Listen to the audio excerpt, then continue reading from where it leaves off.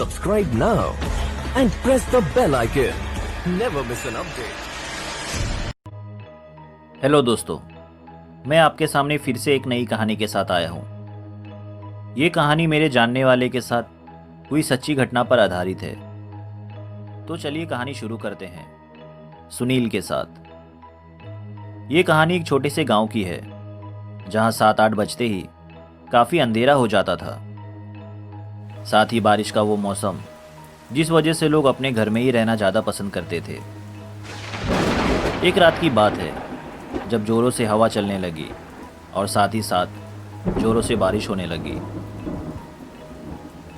तभी माँ ने अपनी बेटी को कहा, बेटी जल्दी बगीचे में जा, इस हवा और बारिश की वजह से बहुत सारे आम टूटकर गिर गए होंगे। जल्दी जा, नहीं तो कोई और उसे चुरा लेगा। तू अपने भाई के साथ जा, मैं पीछे से आ जाती हूँ।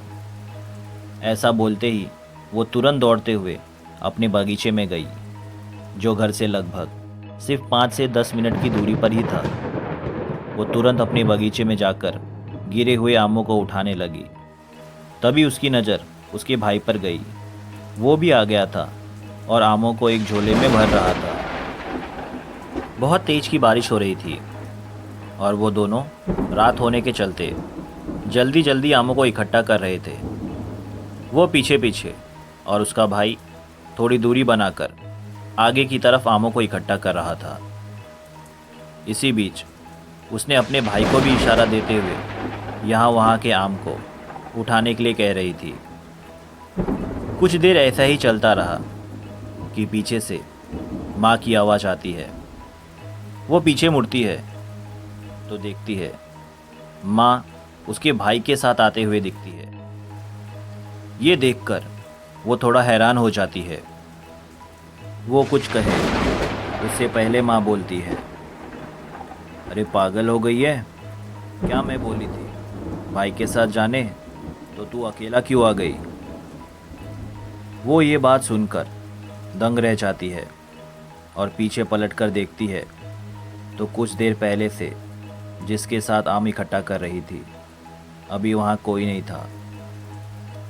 थोड़ा डरते डरते उसने माँ को सारी बात बताई और उसने माँ को ये भी बताया कि जो भी वो था मेरी वो सारी बातें मान रहा था।